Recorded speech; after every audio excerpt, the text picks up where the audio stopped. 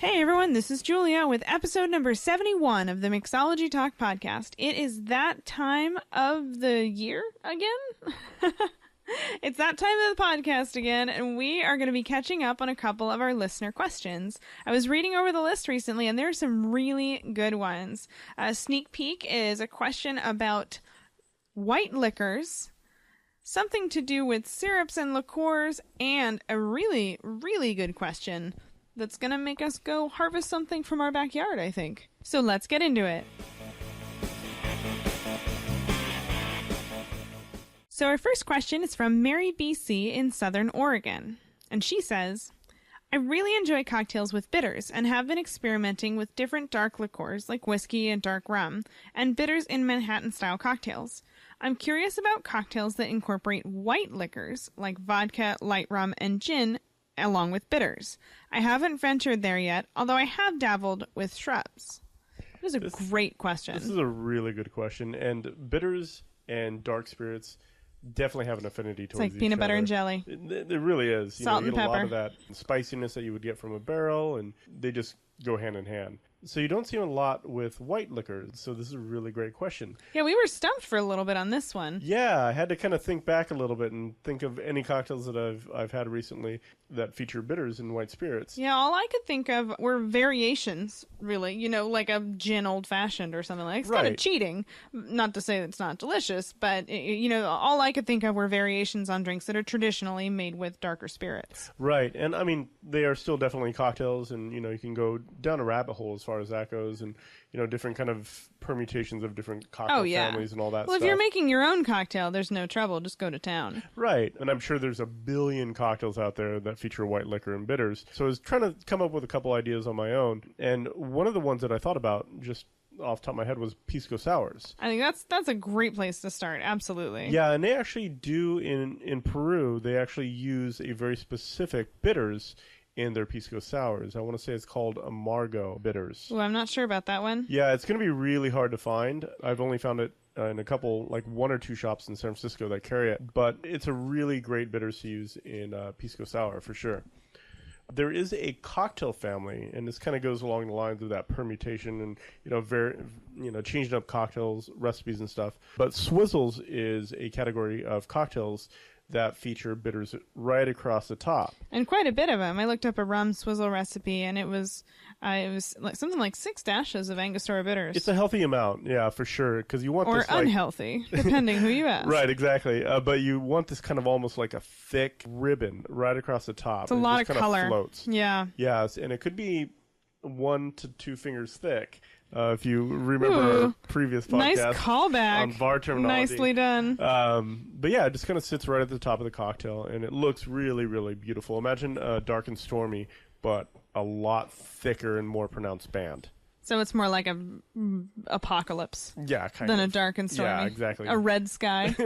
Exactly. The Swizz apocalypse. But don't let this stop you. Have fun and, you know, have some adventure with it. A couple off the top of my head that I can think of would be like a lavender bitters in a Ramos Gin Fizz. I think would be fantastic. Lavender bitters with anything with gin just sounds amazing. Yeah, and, you know, it's just another way to amplify gin. You know, that's kind of the first place that I thought of, is like, oh, gin and bitters. I think that'd be great because you have a lot of floral and fragrant elements to gin, and you could really kind of prop them up and bring out even more flavors with bitters. I'll say one more thing, and this is like your go-to combination, and that is Blanco tequila and celery bitters. Oh, it's such a good combination. But you put celery bitters in like everything. Breakfast cereal even. Yeah. No, it really is. They go so well together. They really do. I'll attest to that. It's kind of crazy how good they go. Yeah. So if you haven't tried it, maybe next margarita, throw a couple dashes of celery bitters in there. Boom, mind blown. How's that go? Oh, I don't want to repeat it. That was terrible. That was so bad. I do wonder though. I mean, with the strong color that you get with your traditional Angostura, bitters, Peychaud's and all those. Yeah. You know, I wonder if the color is part of the reason why you don't see them in a lot of these older drinks, in a lot of these classic cocktails with a clear spirit. Sure, and at the end of the day, just try it.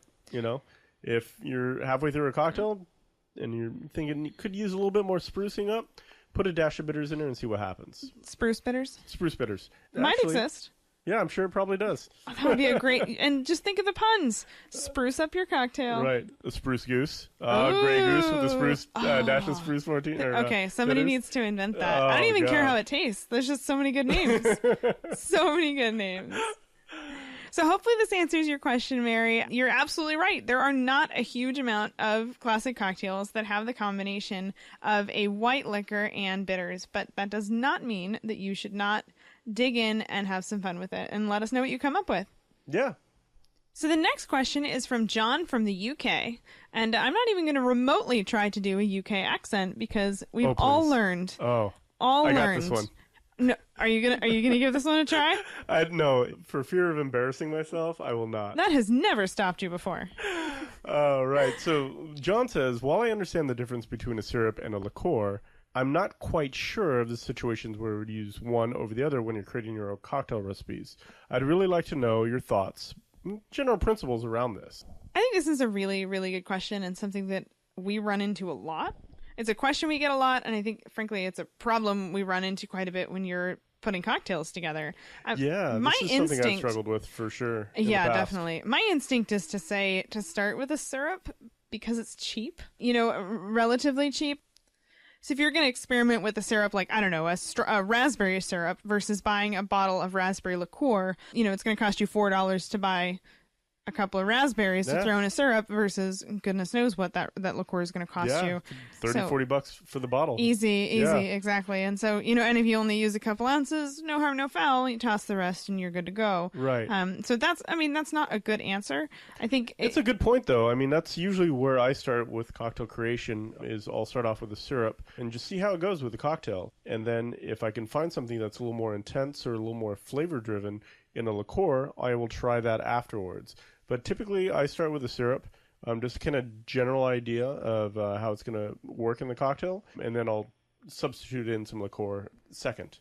So it's if you feel like you need it. That makes sense. Yeah, absolutely. And I'm sure there are cases where you can't find the ingredient. So like creme de cassis, creme de violette, like we've already covered that on the blog. It is nigh impossible to find violet petals around these parts. Exactly. So, there's a whole world of liqueurs out there that are nearly impossible to make into a syrup or any other fashion. So then, of course, you really want to find a fantastic liqueur that you can make or you can use in your cocktails. Like Nocino, for example. Absolutely. Is so difficult to make from my understanding because you have to cellar it for maybe even a couple of years. Isn't it possible to poison yourself with that one too? Yeah, I hate when that happens. Anything like that. I would be very, very careful of Go ahead making and buy any the of your own liqueurs like this and do a lot of research in there because it could cause a lot more harm than foul. The last thing we want to do is hurt our customers or ourselves. Absolutely, yeah. And especially when you're in the development stage, drinking a lot of it. That's dangerous. Exactly. Yeah, but to your point, though, there are a lot of liqueurs out there that are not as simple as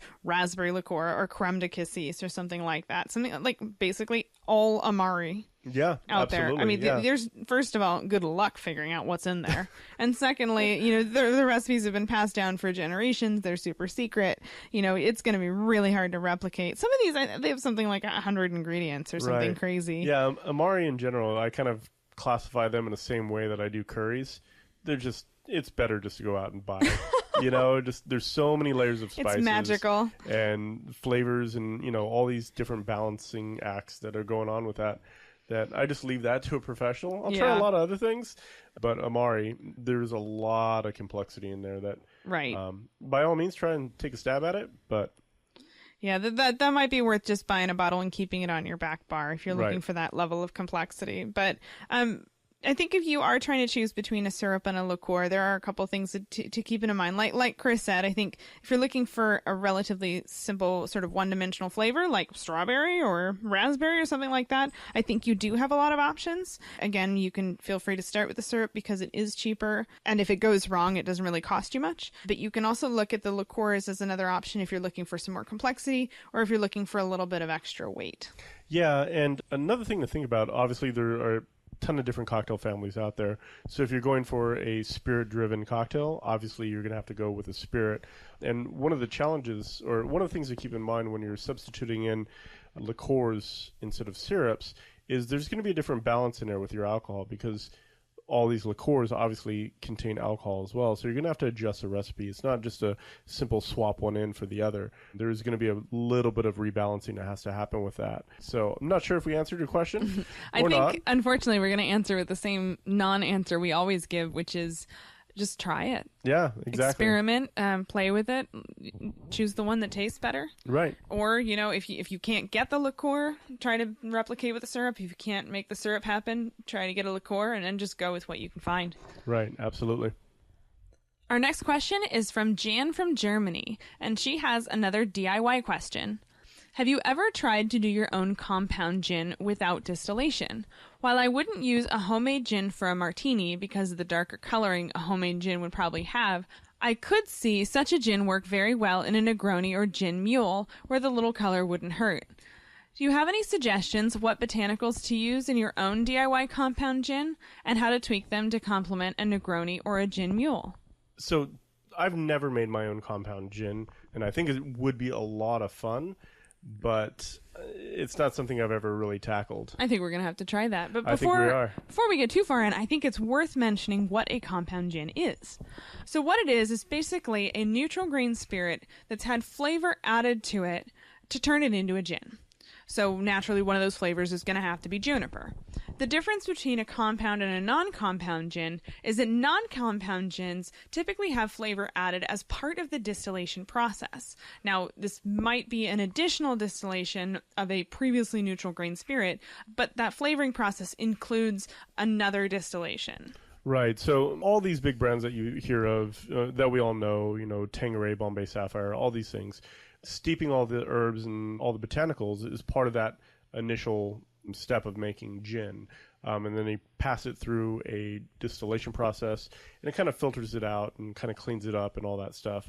And there's a million different ways to do this, I'm sure. Many different types of stills. We're generalizing big time Yeah, here. and so take all of this as kind of big, giant brushstrokes, what we're talking about now.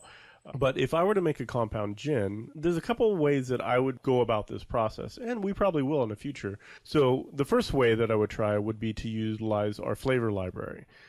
And our flavor library is something that, gosh, we must have made it a couple years ago now. Yeah, I think it was one of our, definitely within the first year of our YouTube videos that we were making. Yeah, definitely. It's basically what it is dozens and dozens of spice jars filled with individual tinctures. Yeah, and the key to these is you want them to be really intense, because when you start to blend these different ingredients, they're going to start to dilute themselves.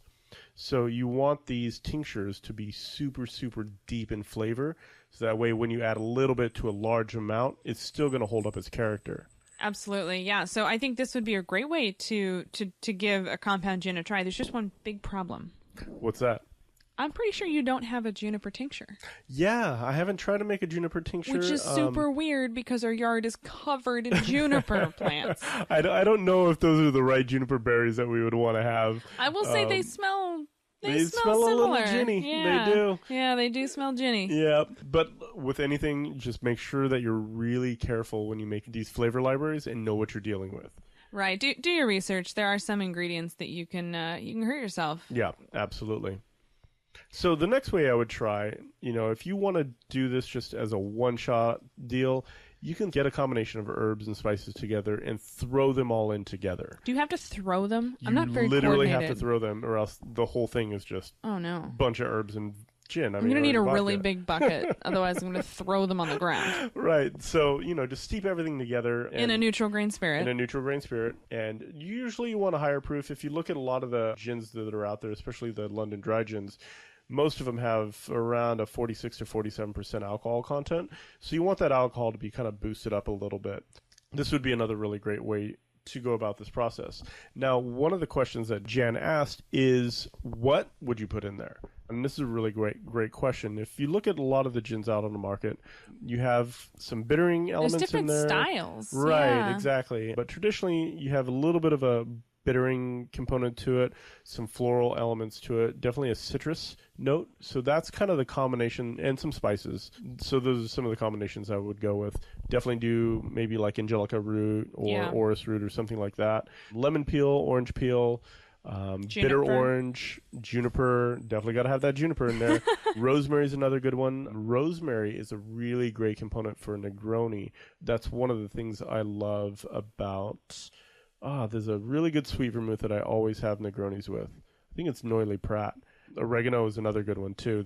Oregano is one of the things I get with Noilly Prat. And it really reinforces the flavor really well. So you can have some fun with it, try it out, and have a good time. Oh, and the last way that you could do compound gins is to actually buy flavor essences. Now, I don't know what they're actually called, but if you imagine all of these, whipped cream flavored vodkas and all these other flavoring agents. Whipped cream gin. Why haven't we done this before? Why has nobody... Okay, huge market opportunity I know, here. right? Why not? But they buy their flavors in the market. So find out how to do that as well. You don't need a lot. A little bit will go a long way, I imagine. But I ran across an article about a year ago of somebody that was looking into this. They actually had one of those a bartender machine, essentially, that could pull out very, very, very small amounts of these essences and combine them kind of a la minute almost to create a very personal gin.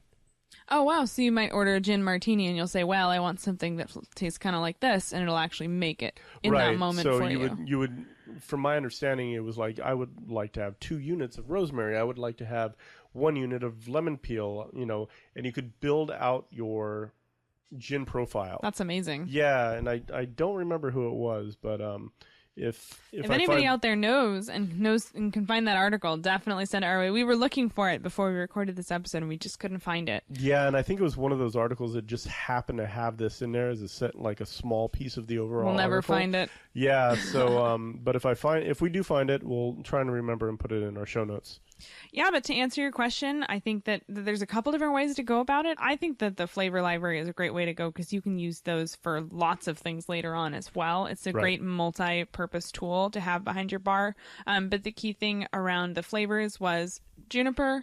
I think you said citrus, botanicals, all that good stuff. And then some just spice, yeah. Enjoy it, taste it. I mean, the nice thing about using that sort of flavor library is that you can taste as you go. Mm-hmm. And you can just kind of tweak and find something you like. Right, absolutely. So that's all our questions for this week. Thank you so much to everybody who sent in those questions. Good ones this week. Those are some great ones. I know. And I know I say this every time, but these are my favorite episodes to record. I love doing listener questions. Yeah, they are a lot of fun. It's kind of neat to hear what people are thinking and to, in some cases like today, to get a little bit stumped. Yeah, no, and I think we've got a couple great ideas for moving forward and trying some fun stuff out. Thanks so much, everybody. And if you have questions, definitely let us know over at mixologytalk.com/71. Cheers, everyone. Cheers.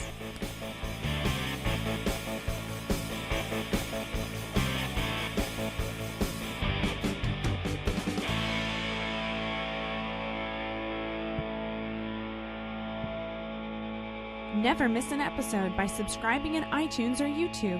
And as always, check out the show notes by clicking on the right.